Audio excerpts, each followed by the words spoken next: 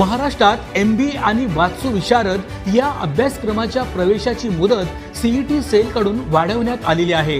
23 October 2024 पर्यंत MBA ची प्रवेश प्रक्रिया सुरू राहणार आहे।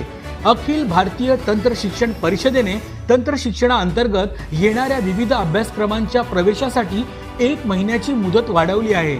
यामध्ये प्रथम वर्ष आणि द्वितीय वर्ष लॅटरल प्रवेशाची मुदतवाढ विद्यार्थ्यांना मिळालेली आहे। संस्थात्मक स्तरावर कॅप थेअरीनंतर रिक्त राहिलेल्या प्रथम आणि द्वितीय वर्ष MBA अभ्यासक्रमाची प्रवेश प्रक्रिया आता 23 ऑक्टोबर पर्यंत राबवली जाणार आहे। महायुती सरकारमुळे विद्यार्थ्यांना हा मोठा दिलासा मिळालेला आहे।